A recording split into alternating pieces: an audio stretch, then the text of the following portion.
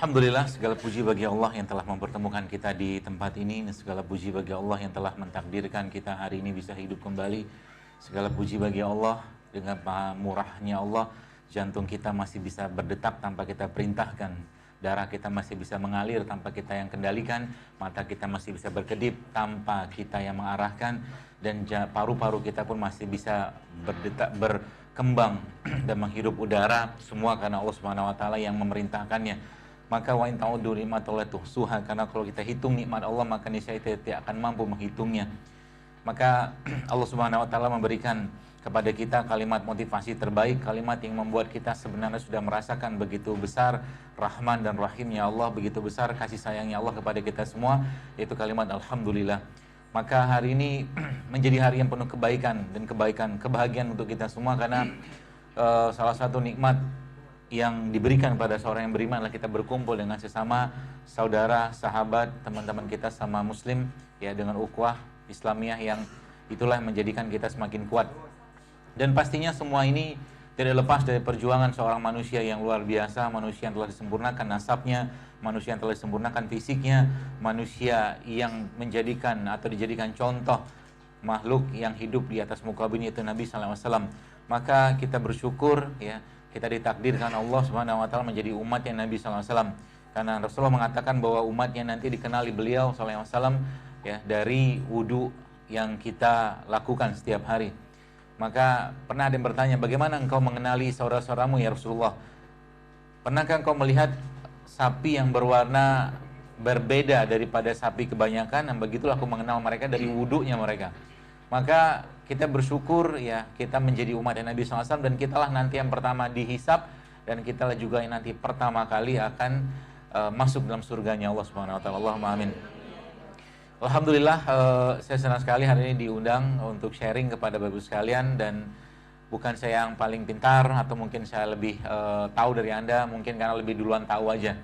Ya, dari Bapak Ibu sekalian, teman-teman sekalian, mobil khusus Ketua Pengda Banten yang saya hormati, saya cintai karena Allah, Ustaz Abu Iskandar Zikro, semoga Allah merahmati beliau, ya, dan keluarganya, dan semua panitia yang merancang acara ini. Mudah-mudahan Anda pulang nanti dapat pesan pulangnya, sehingga nanti kedepannya harapan saya kita punya badan yang jauh lebih sehat, karena kayaknya terapis-terapis nih dia ngasih orang, ya, advice, ya, nasihat hidup sehat, tapi mereka sendiri nggak ngerti bagaimana cara hidup sehat atau belum paham, ya, sehingga jangan sampai para terapis-terapis ini malah justru, mohon maaf, meninggalnya atau mungkin sakitnya itu karena penyakit-penyakit degeneratif. Penyakit degeneratif, ya, kolesterol, stroke, darah tinggi, segala macam, tidak lain tidak bukan sebabnya adalah what is on your plate, apa yang ada dalam piring Anda. Ya, penyebab paling utama itu di situ. Di luar kalau kita membahas tentang bagaimana Nabi SAW mengajarkan kepada kita semua bahwa seluruh masalah fisik seseorang bermula dari kolbunya. Penyakit kolbu ada dua, yaitu syubhat dan syahwat. Saya tidak pakai simbol duanya, nanti dipikir apa pula. Jadi permasalahan zaman sekarang adalah masalah kesehatan, ya, kalau boleh saya katakan, ya, sesuai dengan sabda Nabi SAW, bahwa Nabi mengatakan bahwa sehatnya tubuh seseorang bermula dari sehatnya kolbunya.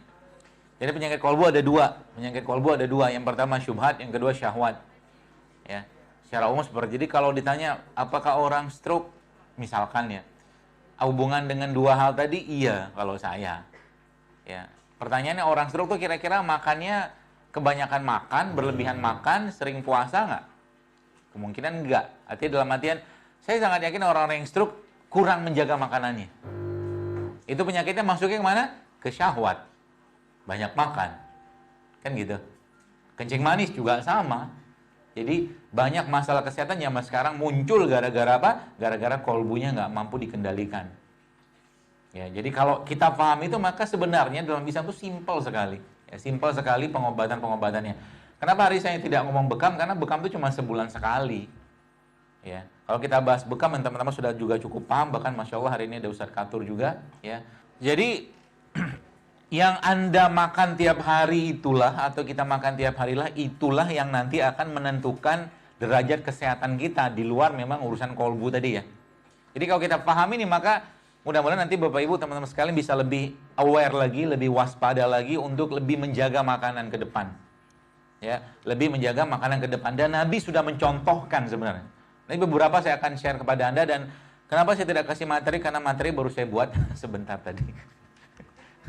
Ya, lebih baik Anda catat aja. Jadi saya akan kasih poin-poin penting supaya Anda mencatat. Ya, kalau lihat materi pengen di copy, belum tentu juga nanti dibaca lagi gitu loh. Baik. Kalau kita perhatikan teman sekalian dan kita menyadari bahwa Allah menciptakan kita. Sama juga dengan kalau kita bicara tentang bagaimana mobil Toyota ya. Mobil Toyota dibuat oleh pabrik di Jepang, maka ketika mobil itu mau diekspor ke suatu negara, maka otomatis pasti Toyota ya akan membuat ya spare part-nya yang dia ekspor juga ke negara lain yang diekspor mobil tadi, kan gitu, kurang lebih seperti itu lah. Artinya, biar mobil tadi itu bisa berjalan atau mungkin bisa dikemudikan dengan baik, maka harus ada spare part-nya. Inilah itu, saya nggak tahu seperti itu. Nah, sebenarnya konsep itu sama kayak manusia gitu lah. Kalau kita bayangkan atau mungkin kita pelajari manusia ya, kita ya. Jadi, manusia diciptakan Allah dari apa? Dari tanah. Kata siapa? Kata Allah begitu. Allah sampaikan dalam Al-Quran dalam surah Al-Mu'minun, "Walaqad khalaqnal insana min sulalatin min tin." Dan kami ciptakan manusia dari tanah. Jadi intinya apa? Semua bagian yang ada pada tubuh manusia ini komponennya ada di sini gitu loh. Itu kata kuncinya. Semua yang ada di sini ada, dan itu ada penelitiannya juga bahwa memang ternyata mineral yang terkandung di bumi sama komposisinya dengan mineral yang ada pada tubuh manusia. Jadi tinggal kita pelajarin ya apa saja mineral tadi, sehingga nanti teman-teman kalau nanti sudah tahu konsep ini, sebenarnya ngobatin orang tuh gampang aja. Gampang, mudah seperti apa? Ya, ikutin bagaimana polanya Nabi. Ikutin bagaimana SOP-nya Allah sampaikan dalam Al-Quran dan hadis. Lebih seperti itu. Ya, memang tidak secara spesifik disebutkan, tapi nanti kita akan bahas sedikit demi sedikit, dan itu akan menjadi jawaban dari berbagai macam masalah kesehatan kita saat ini. Ya, berbagai macam masalah kesehatan kita saat ini, yang semuanya bermula dari mana? Saat ini kalau kita lihat industri kesehatan, industri makanan, banyak orang dikasih makanan dari industri makanan yang mereka nggak peduli, ya, pay no attention dengan kesehatan. Kalau Bapak Ibu melihat beberapa jenis ingredient yang ada pada makanan, mungkin Anda mulai akan mikir untuk memakannya. Beberapa negara seperti Amerika ya, itu bahkan pestisida ada dalam makanan di sana. Indonesia ya menyusul kayak nauzubillah min dzalik.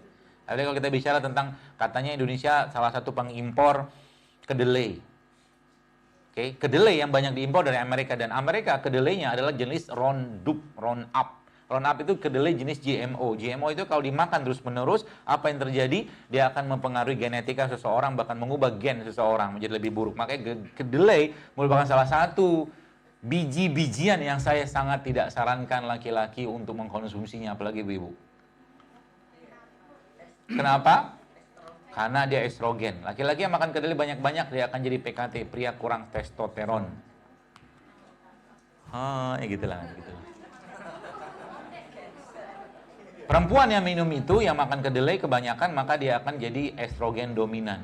Sedangkan Anda sendiri, wanita saat ini, sudah kelebihan estrogen.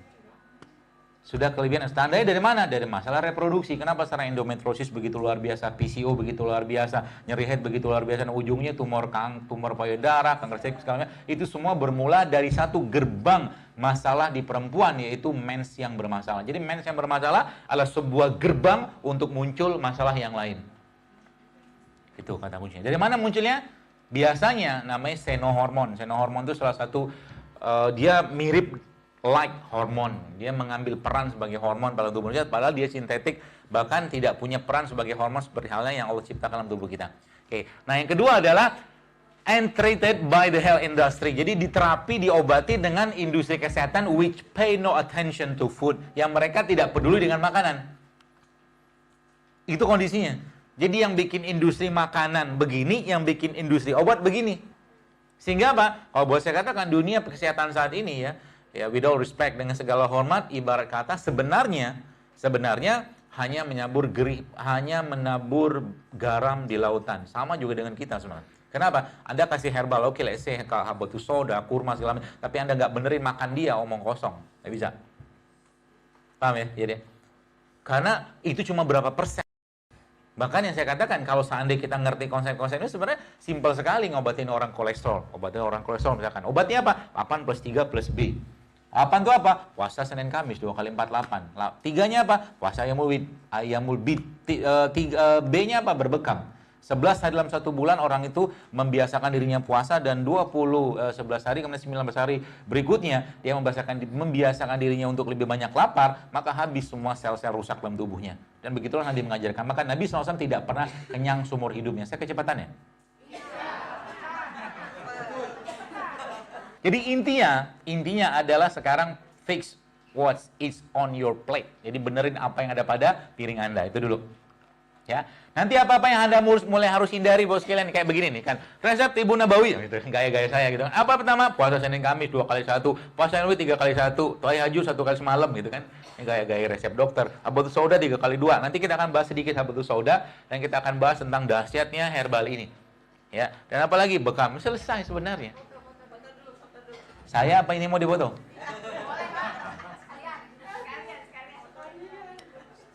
Nanti file PDF saya kasih kok ini.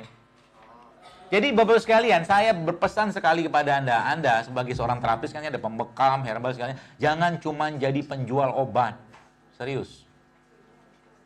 Saya nggak setuju banget kalau Anda cuma jadi penjual obat. Jadi nggak ada bedanya. Nggak ada bedanya, kenapa gini Pak Bu? Kita lihat, ini rumah ya, ini rumah. Rumah tuh ada blok-bloknya, ada kamarnya, ada gudangnya, ada garasi, segala macam. Itu di rumah. Jadi dunia kesehatan modern saat ini memandang manusia seperti rumah. Rumah dalam artian dia ada blok, ada kompartemen. Sehingga muncullah ada spesialis ini, spesialis itu, segala macam. Dan seakan-akan nggak berhubungan. Padahal itu semua berhubungan. Sehingga dokter penyakit dalam sama dokter jantung nggak kompakan. Faktanya begitu. Mau tidak mau harus diakuin. Salah nggak? Nggak salah. Memang ilmunya begitu. Jadi kalau kita memandang manusia, dia terhubung. They are all connected. Dia semua itu terhubung. Satu bagian dari kepala sampai ke bawah terhubung semua. Ya, itu semua terhubung. Jadi mandang manusia itu bukan sosok jadi gini. Misalnya nih, Anda tanya sama saya, "Dokter, apa obat kolesterol?" Kalau Anda tanya begitu, itu pertanyaannya aja udah keliru. Kok bisa? Bisa lah, karena Anda memandang manusia itu urusannya kolesterol doang, padahal kolesterol itu cuma ekses dari sebuah ketakseimbangan yang ada pada tubuh. Terus diapain? Jangan lagi mikir herbalnya apa, benerin dulu yang lain. Gitu loh konsepnya.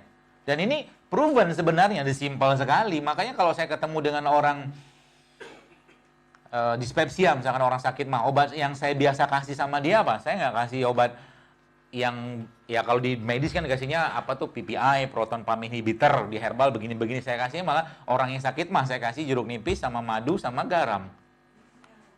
Kok bisa? Karena saya ngerti, yang saya mau kerjakan bukan menyetop asam lambungnya. Saya tidak menyetop asam lambungnya. Saya akan membiarkan lambungnya berada pada kondisi yang seimbang. Dan efeknya apa? Efeknya banyak banget. Minum kayak begituan tiap hari. Ini pagi-pagi belum apa-apa sudah minum teh manis, nasi goreng, nasi uduk, toprak. Gimana mau sehat? Nanti habis ini berubah ya. Mudah-mudahan bisa ada semangat untuk berubah. Nah gitu teman-teman sekalian. Jadi kita belajar dari situ nanti. Contoh gini, sekarang saya tanya, makanan adalah energi. Makanan adalah energi. Ketika Anda makan, harusnya Anda berenergi. Kenapa? Disinilah Allah memberikan kasih sayangnya kepada kita semua. Cuman masalahnya adalah ketika pengolahannya dan bahan-bahannya, ya, akhirnya dan manusia yang memakannya keliru cara makannya, maka harusnya orang yang memakan satu makanan berenergi, tapi malah justru setelah makan malah jadi ngantuk. Betul? Saya tanya kenapa? Bukan kekenyangan. Kenyangan jelas sudah suatu kesalahan. Karena Nabi tidak makan sampai kenyang, kan gitu.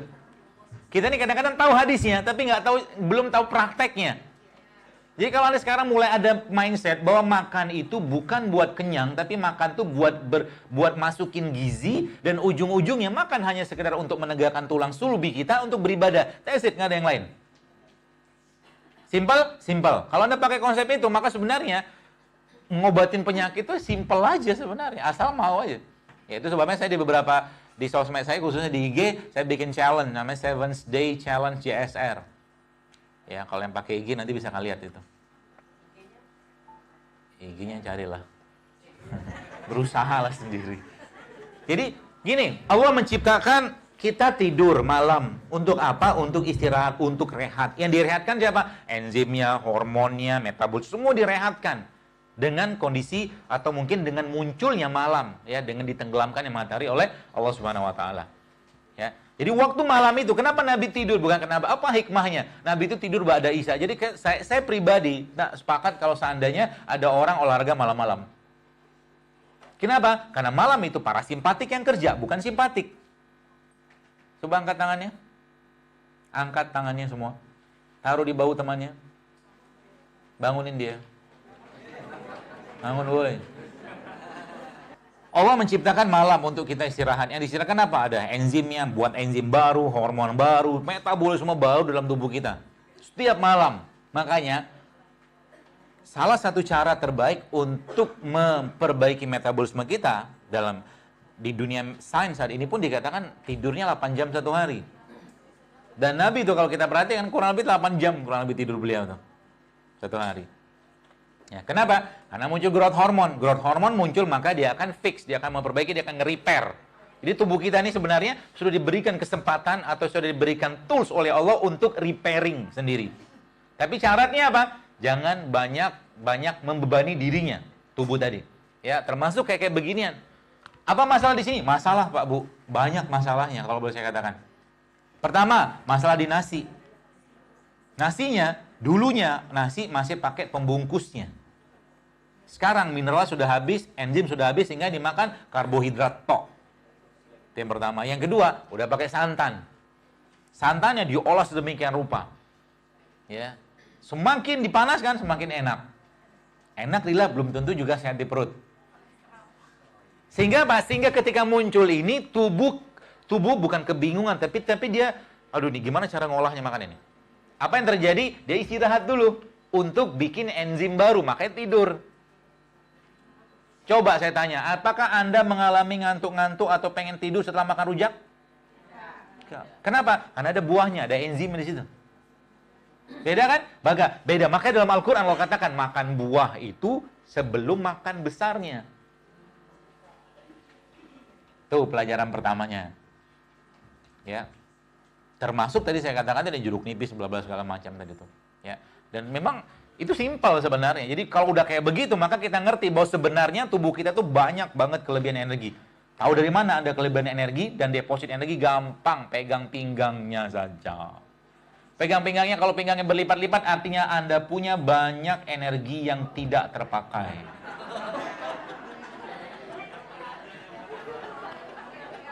Ngitungnya gimana? Bisa kalau mau dihitung. Ngitung pakai namanya indeks massa tubuh atau body mass index. Body mass index. Lihat berat badan dibagi tinggi badan kuadrat dalam meter nanti ketahuan. Standar normal 18 sampai 23 atau 25 normal. Di bawah itu underweight, di atas itu overweight, dan di atas 25 sampai 30 itu masuk kategori obes. Kalau sudah muncul obes dan muncul banyak lipatan di perutnya, di bokongnya segala macam, mohon maaf, maka bersiaplah untuk banyak kedatangan tamu. Serius. Apalagi yang ibu-ibu, ya. Banyak penumpukan lemaknya. Udah lemak biasanya urusannya sama hormon. Karena hormon bahan bakunya lemak atau kolesterol. Jadi kolesterol itu jangan di stop. Ya, jangan di stop. Bagaimana caranya? Nanti saya jelasin. Ya. Konsep pertama, 70% imunitas terletak di pencernaan. Nah, tadi dia, saya lupa tadi. Mana dia? Ini dia.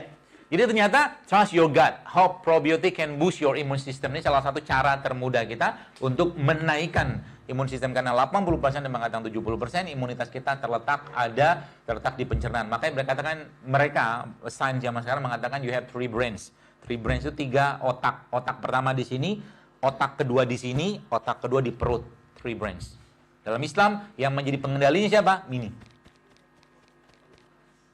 Makanya kalau saya bertemu dengan orang yang nanya, apa obatnya supaya kita bisa punya kesehatan lebih baik? Baca Quran. Sehari berapa banyak? Kalau bisa 10 juz, 10 juz. Terus gimana? Dia akan berlama-lama dengan Al-Quran. Makan cuman sekedarnya aja nanti. Kan gitu? Simple kok sebenarnya. Maka zaman dulu Al-Quran yang betul-betul diyakini oleh para sahabat ya sebagai syifa. Ini enggak. Kadang-kadang kita Ya, belum apa-apa pasien datang, wah nih, oh herbalnya apa nih? Nggak gitu pola pikirnya. Ada bener, suruh dia puasa dulu, suruh dia tahajud dulu. Suruh dia ikutin sunnah Nabi. Nabi seperti apa? Ya sunnah Nabi itu tidak pernah kenyang seumur hidupnya. Coba kasih tahu saya. Saya setahu saya sih disebutkan Nabi itu nggak pernah kenyang. Dan bahkan Nabi mengatakan sepertiga makanan, sepertiga minuman, sepertiga udara. Kalau Anda sudah paham konsep ini, maka Anda akan mendetok dirinya. Itu sebabnya Nabi waktu meninggal ubannya berapa? 20. Hanya 20. 20 itu menandakan apa? Proses oksidasi dalam tubuh Nabi itu minimal banget. Minimal banget. Artinya apa? Gak banyak sampah yang masuk. Kenapa? Beliau lebih banyak laparnya daripada kenyangnya. Itu salah satu kuncinya. Ya. Dan bagaimana caranya? Jadi mereka mengatakan bahwa ternyata imunitas seseorang itu ditentukan ada brain gut axis. Jadi sains zaman sekarang menyatakan bahwa ada hubungan antara ini sama ini. Mereka nyebutnya apa? Your food is your mood. Your food is your makanan Anda adalah moodnya Anda. Mood itu bisa didapatkan dari mana? Dari semua bahan-bahan yang mengandung serotonin, melatonin, enzim segala macam, dan itu tidak akan Anda dapatkan di gorengan. Serius? Nggak bisa. Karena pertama gorengan, ada masalah di gorengan? Banyak masalahnya. Kalau Anda tahu tentang masalah di gorengan, Anda tidak akan mau lagi makan gorengan tiap hari. Tiap hari loh. Pertama glutennya. Gluten tuh dia ngambil peran alih sebagai reseptor dalam tubuh. Gluten.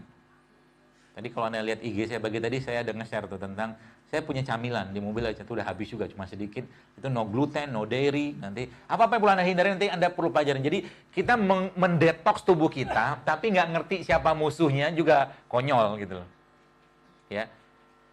Itu salah satu. Gluten, ketika digoreng, ketika ditambahkan penyedap lagi segala macam.